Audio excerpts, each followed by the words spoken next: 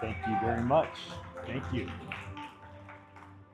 I am honored to be here.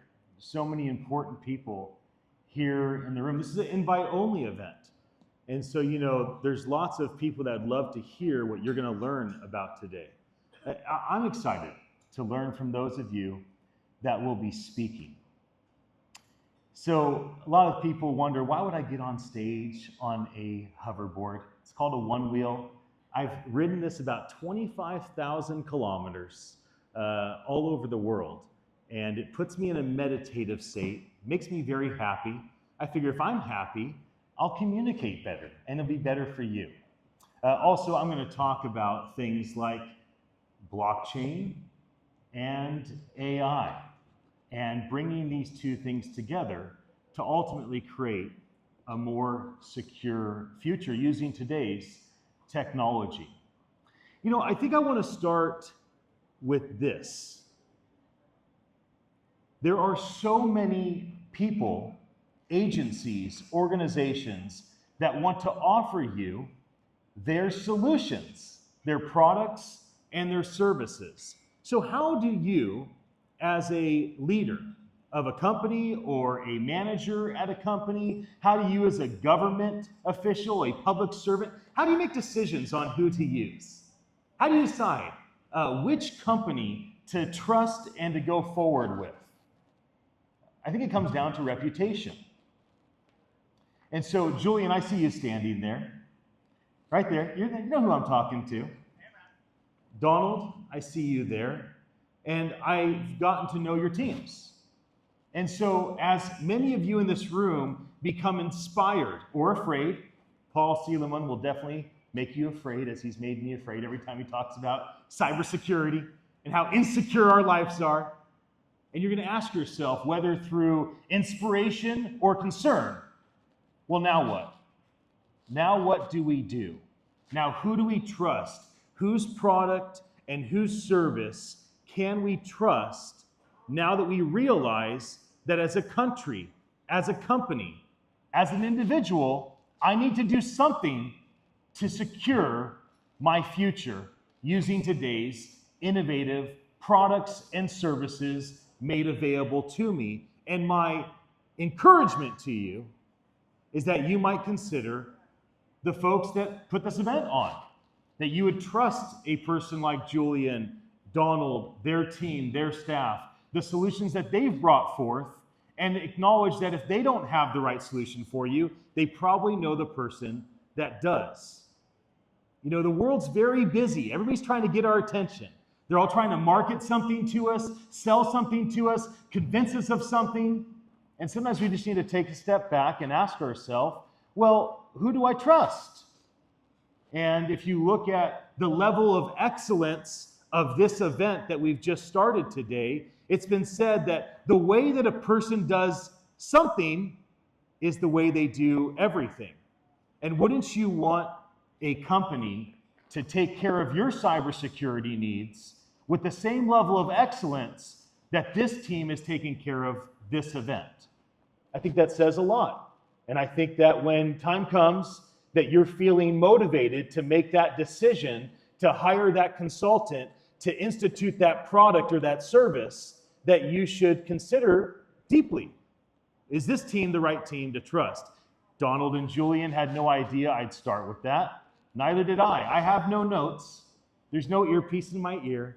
I enjoy coming up and feeling an audience and getting a sense of the energy and then trying to speak to you on what I think might be most important for our time together.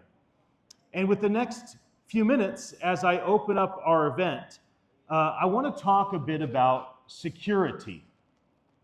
Secure Horizons.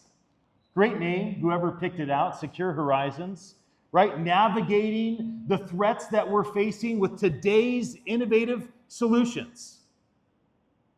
Security can get a bad rap. If you heard the video that was just played, that's our promo video for our event called Web3 AI. That event happens at the Westin next Saturday, September 14th. We positioned it right after Korea Blockchain Week, which I'm flying to Seoul this afternoon and position it right before Token 2049 so we could bring everybody to the Philippines and show them this place is incredible. Third most blockchain wallets, largest adoption of AI, most number of hours that's spent online. All of these incredible metrics. Just Metro Manila area, 26 million people. This country and this metro area are very important to the world, and I wanted to bring all of the global leaders in AI and blockchain to us. Now, on that video, I talked about nobility and savagery. Oftentimes, people honor one or the other. They honor being noble, being humble, being meek, being loving, being kind. They honor being long-suffering. They honor all of the things that we learn in faith traditions, the things that were sung in the song Oceans, the things that were prayed in the prayer before the national anthem. And they focus on nobility, being valiant, being that type of human that everyone can count on, kindness. And there's a lot to be said for that. And I love nobility.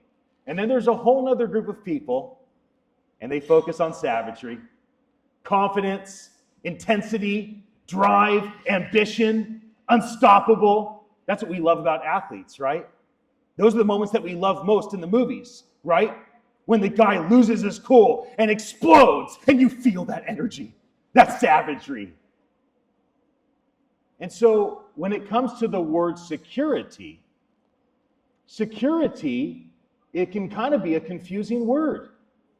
Because if you're savage, you're all about, I don't need any security. I'm a risk taker. I'm courageous. Nothing can stop me. I don't need health insurance. I don't need cybersecurity for my business. I'm just going to force my will upon the world. And if you're noble, then, does that mean I don't trust? Am I just trusting in technology to protect me? I mean, should I just... And so there can be these pulls back and forth in terms of, should we pursue security? Is it noble? Is it right? Is it humble? Is it thoughtful? Is it loving? Is it kind to your employees and your clients to pursue security? Is it savage? Does it tie to ambition? Does it tie to drive? Does it tie to the desire to overcome and win and be successful? Where does security fall as you look toward the horizon? My encouragement to you is that security, when pursued rightly, is both a noble and a savage venture. And that's what we want, right? In life, don't you want to be a noble, savage person? Don't you want to be humble and kind and loving and also ambitious and driven and achieving great things? Don't you want your company to do both those things? So where does security fall in line? And then how do you pursue this horizon? What is a horizon?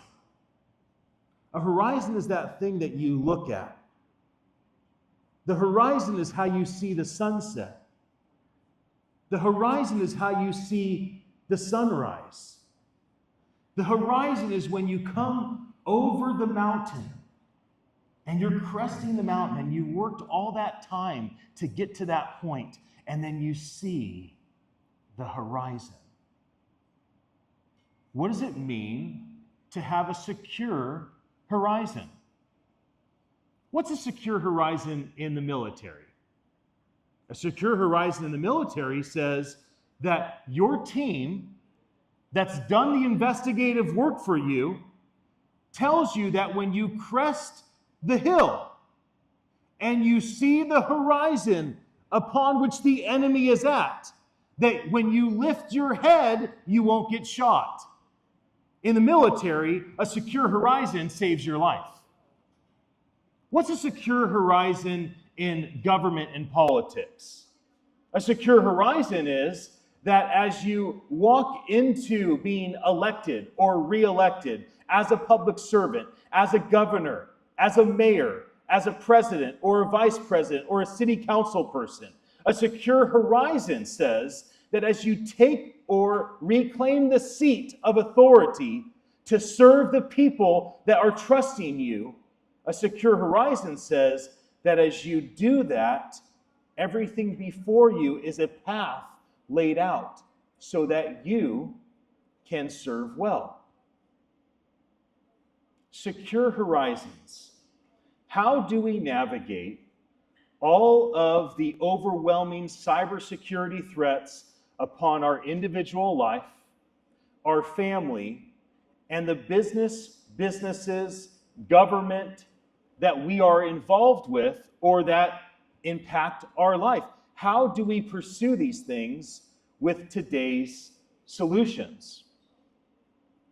Don't we all want that sense of relief knowing that we have security upon us? You know, we started with a worship song, Oceans, and then transitioned into a prayer. It's something I really honor about the Filipino culture, is the sense of faith. When my wife and I go to church here, oftentimes if we're not 20 minutes early, there's no seat for us. I love that people here gather and honor faith. And in the sacred scriptures, it talks about God provides a light to our path, a lamp to our feet. It doesn't talk about everything going well for you for all of your life. In fact, if there's anything to be said for sacred scriptures, it's pretty clear that we will face trial and tribulation, that we will face hardship, that we will overcome hurdles, that life will be difficult. We're a human. It's hard to be a human. We have the body of an animal and the mind of a God. Of course it's hard to be a human. And in the sacred scriptures, it doesn't talk about a secure horizon for your eye to see. It often talks about just a lamp for your feet, just a light for your path. And so if you are struggling, feeling like you don't have the 25-year strategy on cybersecurity, or you don't have everything perfectly mapped out for the next several years, I would just say, by the end of today, is there a light before your path?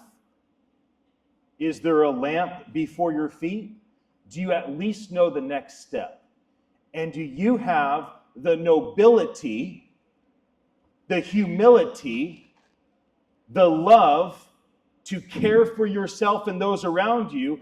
Do you have the savagery, the confidence, the drive to ensure that you and your people that are protected, to where a light to your path and a lamp to your feet is enough to say yes, and enough to move forward and say, I may not know everything ahead of me, but I know that right here, right now, this product, this solution, this team, they can help me with what is before me.